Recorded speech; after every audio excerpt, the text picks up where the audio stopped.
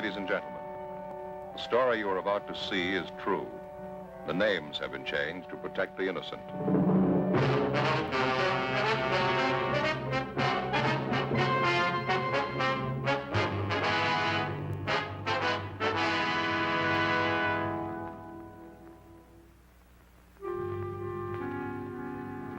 This is the city. 2 million people, almost 1 million kids. The people have tried to plan for them. They've built schools for them to learn in, beaches and parks for them to play in. Most of the kids follow the course as planned. A few of them get lost on the way. When they do, it makes trouble for me. I'm a cop.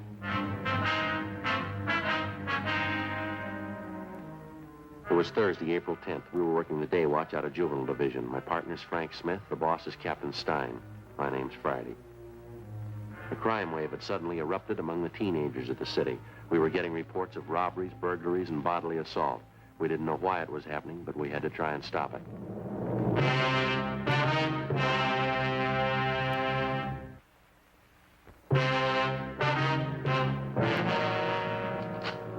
Frank?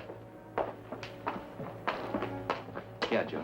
Got a call in West Fremont. Same neighborhood we had trouble Monday night? Yeah, sounds like it might be the same gang, too. Those kids are sure moving fast. Yeah, did you leave the note for Simmons? Mm-hmm. All set. What is it this time? Movie theater on West Fremont, small neighborhood house. Mm-hmm. They had a crowd of 15 or 20 kids in there today, mixed group, boys and girls. For no reason at all, they started to tear the place up. They do much damage? Oh, we can see when we get there. They told me on the phone, theater manager tried to quiet the kids down. Half a dozen boys piled all over him. One of them pulled a knife. They tore up a couple of seats, moved out into the lobby, smashed mirrors, lamps, beat up one of the ushers. Lousy little punks would give a right arm to know how this thing got started. We never had much trouble from the kids in that neighborhood out there, Joe. Not until this last month. They seem to be going crazy. It's not getting any better. Burglaries, car thefts, wrecking property. Somebody's going to come out on the short end if it keeps up. It's got to happen. Well, maybe it already has, Frank. When they were ripping up that theater lobby today, one kid got hurt. What happened? 14-year-old boy. In the mix-up, he got shoved through a display case, plate glass. Cut up pretty bad. On his eyes. I'm not sure he's going to see again. In police work, the standard law of cause and effect works like it does for everything else. When a crime's committed, there's a cause behind it. There's a reason for it. And when a group of normally well-behaved kids in an average residential neighborhood start running wild, there's got to be a reason for that, too. A month before, a rash of auto thefts, petty stealing, and public disturbances had broken out suddenly in this particular neighborhood. All of the incidents were traced directly to the teenagers in the area. Why the kids had suddenly decided to run wild, we didn't know, but the amount and nature of the violations kept getting more serious. Juveniles who'd previously been picked up for petty thefts and placed on probation were now being brought in on charges of burglary. Auto thefts in the area had jumped 20%. Misconduct and drunk charges against the teenagers, girls and boys alike, increased by the week. We had a fair idea what the root of all the trouble was. So far, we hadn't been able to trace it. 3:07 p.m. We got to the neighborhood movie theater on West Fremont. We went inside. The lobby was a shambles. A new show had just started. The manager of the theater met us in the lobby, a Mr. Clyde Barton. Got the best of me, Sergeant. I don't know what to make of it. Just look at that wreck. You'd think they were a bunch of savages. You have any idea at all what started them off, Mr. Barton? No idea in the world. A bunch of them came in about 2 o'clock today. Boys and girls both. They sat in front and watched the picture for a while, and they started to get noisy. Did you recognize the kids? I mean, are they from the neighborhood here? Sure, I know who they are. I say they started to make trouble down front, kicking the back of the seats and yelling around. Usher couldn't do anything with them, so I went down to tell them to quiet down or get out. Well, did any of them in particular seem responsible for the racket? Any ringleader? Not that I noticed, no. I tried to be nice to kids, reason with them. They just wouldn't have it. Must have been almost 2 dozen of them. When they wouldn't behave, I told them to leave. I'd give them their money back. What'd they do? Got real foul-mouthed. 1 or 2 of the girls, too. Some of the language I wouldn't even use at a stag party. Well, I got so mad, I grabbed 2 of the guys by the neck and told them to get out, and that's when it broke loose. What happened exactly? A whole crowd of them jumped out of their seats and piled on me. I fell back down there on the floor, and I started swinging. To tell you the truth, Sergeant, I was scared. I didn't know what to make of them. It seemed like a pack of animals, wild. I happened to hit this one kid, and I saw him pull out a knife and come at me. You usually get along pretty well with the neighborhood kids, do you, Mr. Barton? They don't have any grudge against you that you know of? Not that I know of, no. Up until a few weeks ago, everything was fine. I never had a bit of trouble with them. Then all this rowdy stuff began. I tell you, it's got the best of me. This is the first time you've had any trouble of any real size, is that right? Yeah, well, once in a while the kids fool around the show, talking loud, you know, but nothing like this. You know, see Fred, my usher, the way they messed him up, brutal. That little 14-year-old that they shoved through the glass showcase. Gonna be a real mess if he doesn't pull through. I was going to ask you, sir, about the kids in that crowd you recognized. You happen to know any of their names? Here's the list. 7 names in all. Every one of those kids was in that gang. I can give you a hand tracking down their addresses. Thank you. Something else. Here's what I was talking about. What's this, sir? In that scramble here in the lobby, that little box fell out of one of the kids' pockets. One of the ushers picked it up and brought it into me. Have a look inside. Frank? Mm-hmm. I don't know too much about it, Sergeant, but I got a hunch. I don't think I made a mistake. Yeah. What do you think? No, sir, it's no mistake. Marijuana.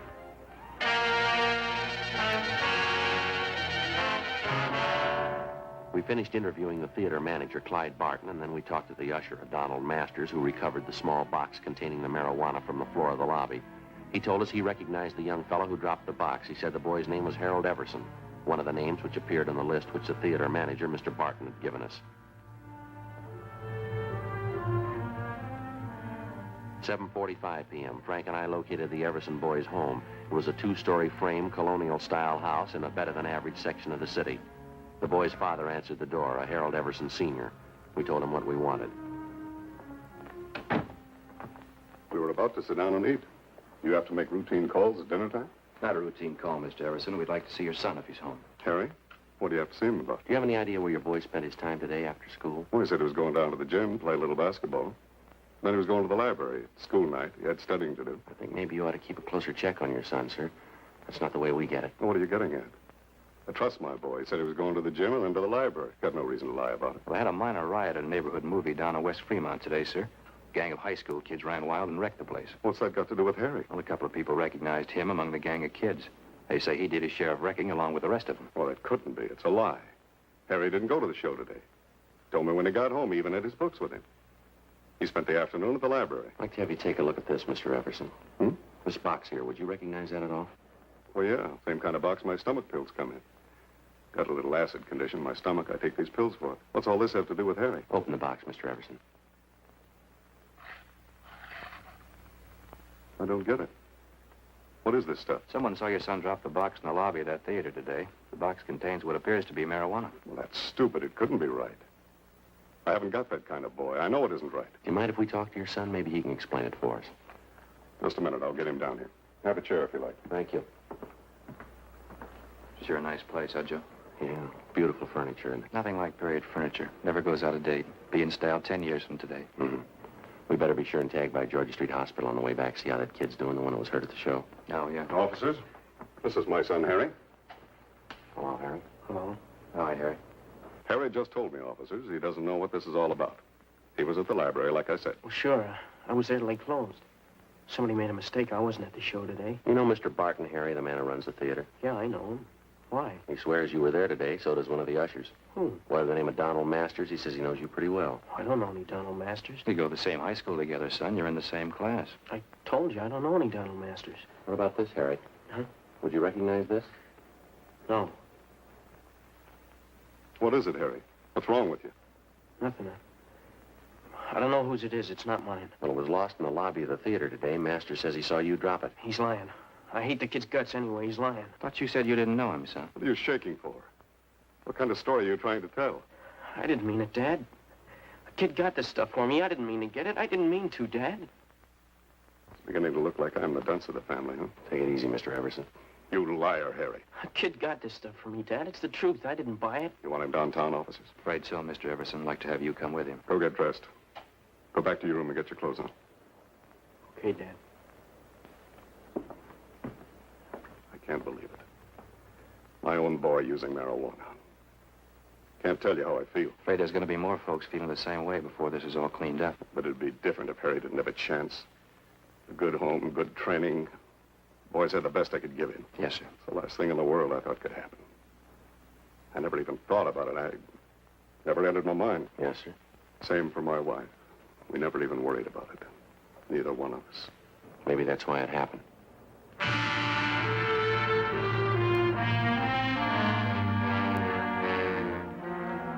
Before we left the Everson house, we checked the boy's room and came up with another small box full of marijuana, which he'd hidden back in his closet. Besides Everson and his son, Harry, 4 other teenagers who'd had a part in the theater brawl were rounded up and taken downtown along with their fathers for interrogation. By the time we finished our questioning and the teenagers had finished talking, we had most of the story pieced together. A story that had the parents so amazed that half of them thought the youngsters were making it up. The pattern was familiar enough for us to know that they were telling the truth. Almost 2 months before, word had gone around among the teenagers in the neighborhood that marijuana, along with various stimulating drugs, was to be had easily and in quantity for anybody who wanted them. Word was passed around that it was the new thing to do, the smart thing to do, if you wanted to keep up with the crowd. In questioning the Everson boy, we found that he seemed to know more about the history and operations of the narcotics campaign in the neighborhood than the other boys did. I know one of the guys who first showed up with this stuff. Name's Johnny Demring. He's about my age, 17. I used to know him pretty well. How do you mean he was the first to show up with this stuff, Harry? What kind of stuff? Marijuana and some of the other things. You know, yellow jackets, goofballs. More of the kids go for them than they do for marijuana. And do the youngsters know what these goofballs are made of, son? They know what they are? It's dope, I guess. Narcotics. Kids get a big kick out of them. I guess that's all they care. Now, this Johnny Demring, does he sell the stuff around the neighborhood, Harry? Well, yeah, he was the first one. He's got a couple other kids selling for him now. A couple of them are girls. They sell a lot for him. Johnny makes pretty good money. Yeah, I guess he does. Where's he get the stuff from, do you know? No, I wouldn't know that. Someplace downtown, Johnny knows a guy. Never told anybody where he goes to meet the guy. Nobody ever goes with him. Was Johnny at the show with you today? No, he doesn't hang around with the kids much anymore. He's getting a little big time, I think. Got his own car, good-looking girlfriend downtown. Says he's going to quit school next month. Where does Johnny live, son? Can you tell us that? I don't know the address right off. I can check it for you in the phone book. How about the kids that Johnny hires to sell the stuff? Can you give us their names? Yeah, okay. I think I can remember who they are. You gonna bring Johnny in and talk to him? That's the idea, yeah, son. I don't know if you'll find him right away. He probably heard about the trouble today. Johnny's a pretty smart guy. We'll find him. Nobody knows much about him. He never talks about what he's doing, never tells anybody anything. Well, he told you. How smart was that? Complete statements were taken from each of the youngsters we'd brought in for questioning, and then in practically all cases, they were detained pending the completion of the investigation. With the information we had at hand, it took us the better part of 4 days to round up everybody involved in the narcotics distribution system, which had been set up among the teenagers in the neighborhood by 17-year-old Johnny Demring. As for the Demring boy himself, he couldn't be found. We checked with his family, his relatives, his friends, all his known associates. We got out a warrant on him. And then we checked the car he owned through DMV, and we got out a warrant for that. No sign of the boy. Narcotics Division gave us a hand and got their informants busy trying to track down the source of the dope for which the Demring boy had been the only distributor. We knew it went far beyond him. The whole campaign to introduce narcotics in a seemingly harmless form among neighborhood teenagers and then gradually build a solid demand for more expensive stuff as the habit grew and took roots with each and every youngster. It reached to the same vicious men who make their money off the hopeless adult drug addict. The same vicious men who today are trying to build a new market for their wares among the young people of this country. Tuesday, April 29th, 2:30 p.m. I'll get it. Right. Juvenile Division, Smith. Yeah, Brady. Uh-huh. That right? What's his name? All right. Right, goodbye. Joe. Yeah. Brady from Narcotics. They figure they got our man. The Demring boy? No, the guy was pushing the stuff to Demring. His name's Jack Harris. They found him in the county hospital this morning. Yeah. Somebody got a hold of him 2 nights ago, gave him a good working over. If we're lucky, we'll make it. What do you mean? He's not supposed to last a day. 2:35 p.m. Frank and I left the office and went immediately to the county hospital where we were allowed to interview the narcotics suspect, Jack Harris, briefly. He was in critical condition with a fracture of the skull. He gave us a statement in the form of a dying declaration. He admitted being the connection for 17-year-old Johnny Demring and admitted also that he kept the boy supplied with enough narcotics to keep the neighborhood teenage demand for the stuff fully satisfied. Seemed like a good boy, Johnny. Nice kid. Smart. Never thought he'd turn away, that's all. Where is he, Jocko? Do you know? I only wish I did. Go beat his head in, get my stuff back. Took everything I had. One of the biggest hauls I ever handled, every ounce. What was it, heroin? The best. Got only one word for you. Yeah. You better get him fast. He's got enough H to start a war.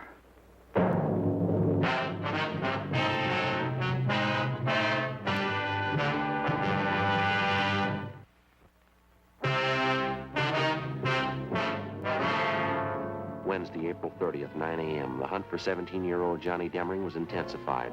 To our knowledge, because of the information we'd gained from narcotics peddler Jocko Harris, the teenage youngster had a large store of high-grade heroin, which we knew, because of his inexperience, he was unaccustomed to dealing with. In his hands, the narcotics immediately became a lethal weapon. We knew that Johnny Demring had only one market to deal in, only one type of customer he was acquainted with, the teenager. In previous transactions, we knew the youngsters received only a low-grade type of narcotic, highly diluted. We knew that if Demring succeeded in dispensing the highly concentrated store he had on hand, and the juvenile customers he served tried it on themselves, it would very likely result in death. 11 a.m., Wednesday. Despite all our efforts, Johnny Demring and the store of high-grade narcotics which he'd hijacked from Jocko Harris were still missing. Wednesday, 12 noon, we began rechecking every one of the possible sources that might lead us to the suspect. One of them was the boy's mother, a Mrs. Frances Demring. We talked to her at her work. She was employed as a multigraph operator in the mailing department of a large downtown department store. Not since the last time you talked to me, officer. I haven't heard a word from my boy, nothing at all. Have you heard anything? Well, yes, ma'am, in a way. We've got an ID still somewhere in the city. That's why we figured we'd come back and talk to you again. Have you been in touch with your relatives in town recently, Miss Demring? I mean, those Johnny might possibly contact. Yes, there's just my sister and my mother. They're the only ones I think Johnny'd go to in a case like this. Maybe because he's in trouble and all. I only wish I could have stopped the whole thing. I mean, even before it started. It should never have even started. Yes, ma'am. I guess it just wasn't to be right from the start. Johnny's father ran away, you know. I tried my best after that. It never seemed to be enough. I suppose there's no getting away from it. A boy needs a father. You can try all you want. They still need a father, some kind of discipline. Yes, ma'am.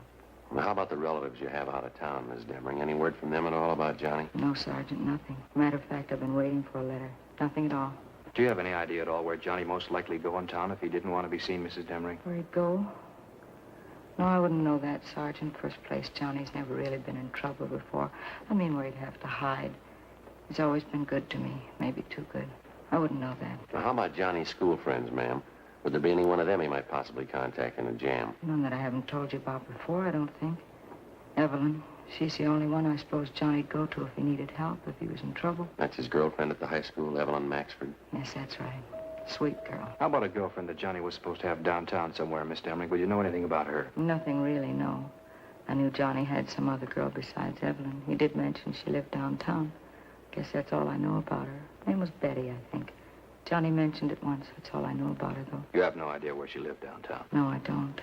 Johnny and his girlfriends, that was one thing I tried not to pry into. All right, ma'am. Thank you very much. Appreciate it if you'd notify us if you hear anything at all about your son. All right, thank you. Tomorrow's Johnny's birthday, you know. I meant to tell you. I always expect Johnny home on his birthday. Seems no matter where he is, how he's tied up with his school or sports or something, Johnny always makes it home for his birthday. I see. Wonder how it'll be tomorrow. He's never missed being home on his birthday, not once. Well, if he shows up, I guess you can count on one thing, ma'am. What's that? He might have to miss next year.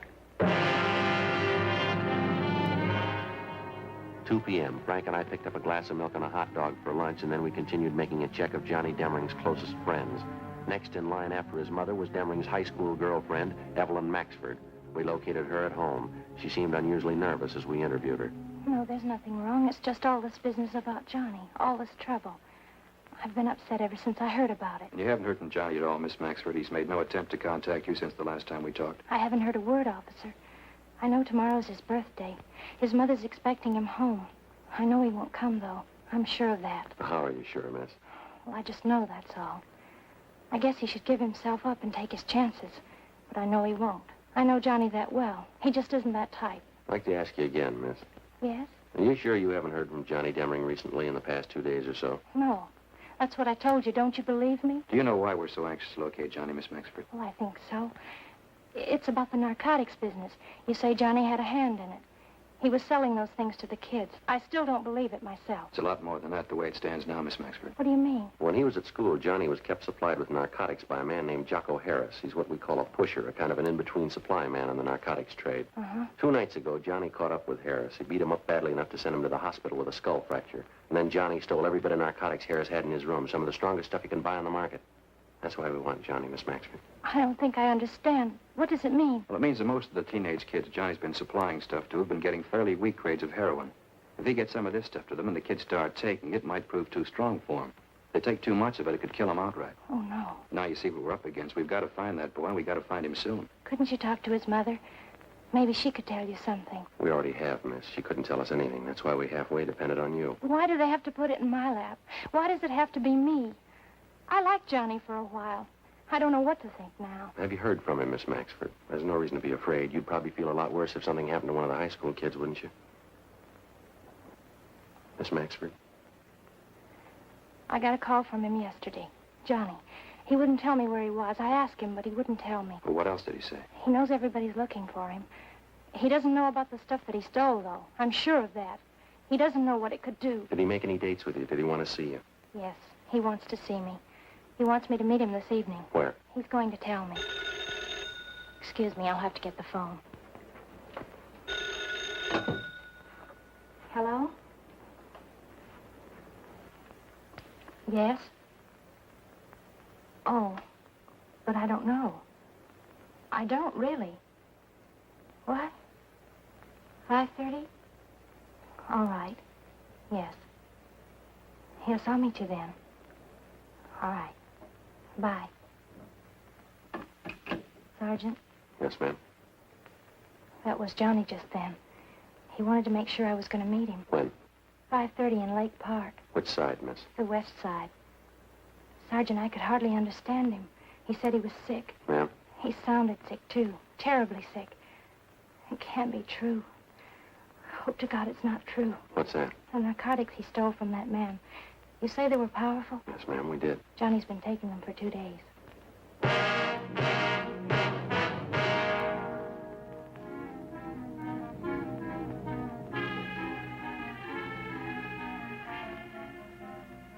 Together with 2 other men from Juvenile Bureau, Hurst and McTighe, we drove down near the appointed spot along the lake in Lake Park where Evelyn Maxford's meeting with the teenage suspect Johnny Demering was to take place.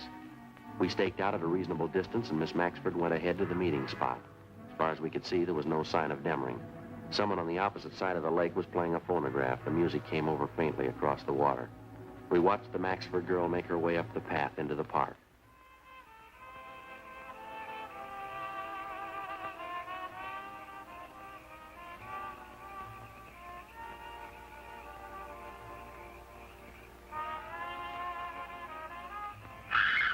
Come on.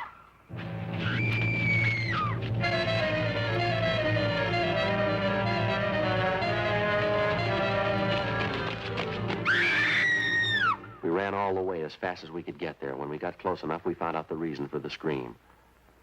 He was lying face up in the water near a clump of trees. He was a good-looking boy, dark hair, good build, handsome. Took only one look and you knew right away he was too young to be dead. You could argue for a week, but you couldn't change it. He was dead. The girl stood over him, her face in her hands, crying. I don't see any marks in the body, do you, Joe? No. Looks like an overdose, doesn't it? Yeah.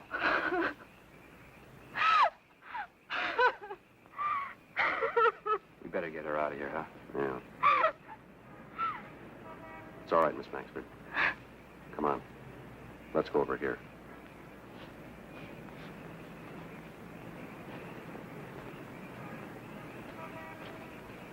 We'll have one of the other officers take you home. We can take care of what has to be done here. He was a good boy, Sergeant. He was smart. How could he ever get started in such a thing? How could he make such a mistake? He had the best excuse in the world, miss. Yes? He was 17.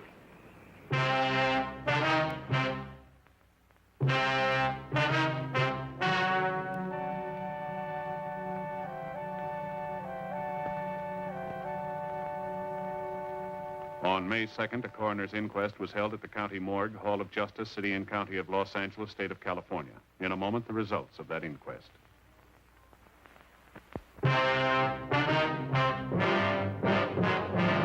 Those those involved in the juvenile narcotics ring, a total of 8 persons were tried and convicted under the State Narcotics Act. They received sentences as prescribed by law and are now serving their terms in the State Penitentiary, San Quentin, California.